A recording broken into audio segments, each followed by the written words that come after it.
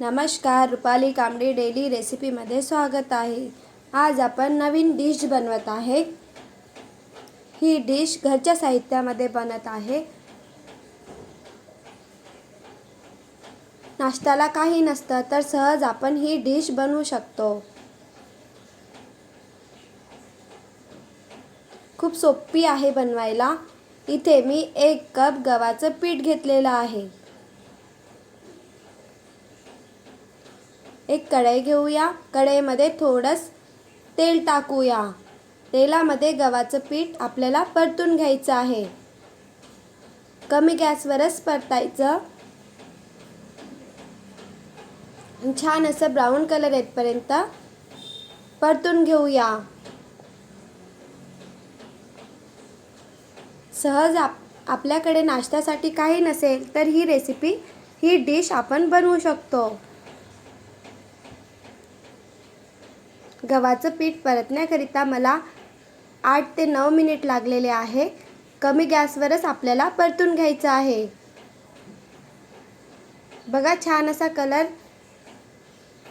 Change झालेला आहे।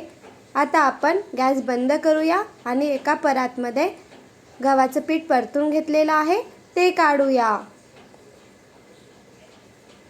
या प्रकारे छान असं गव्हाचं पीठ परतून घ्यायचं। त्याच कढईमध्ये पुन्हा आपण तेल घेऊया। इथे मी कांदा कापून घेतलेला आहे, टमाटर आणि कढीपत्ता। तेल झालं की जिरं मोहरी सोडूया। जिरं मोहरी झाले की आपण यामध्ये कांदा टाकूया। कांदा छान ब्राऊन कलर येईपर्यंत होऊ देऊया।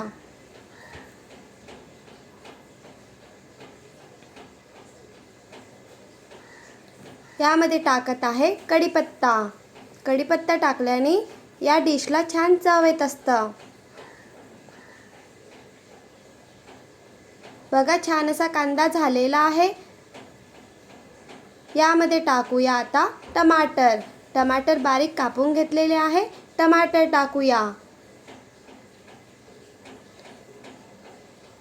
यामध्ये टाकूया हळद, मीठ। आपण गव्हाचे पीठ ज्या प्रमाणात घेतले असेल त्या प्रमाणामध्ये मीठचं प्रमाण टाकायचं। मीठचं प्रमाण कमी जास्त करू शकतो। लाल तिखट छान असं मिक्स करून घेऊया।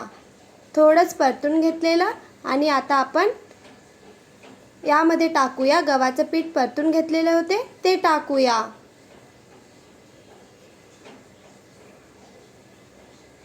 छान असं मिक्स करून घेऊया। बघा, सहज नाश्त्यासाठी घरी काही नसेल तर ही रेसिपी आपण बनवू शकतो।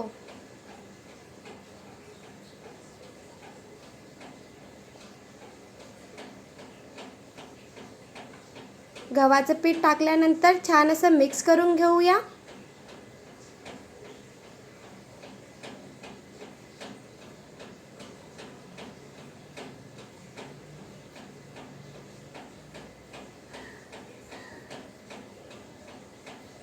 यामध्ये टाकूया दही। दही टाकल्याने दही किंवा ताक टाकू शकतो। दही टाकल्याने किंवा ताक टाकल्याने या डिशला छान चव येत असतं। दही आणि ताकचे प्रमाण आपण कमी जास्त करू शकतो। खूप छान लागतं ही डिश खाण्याकरिता।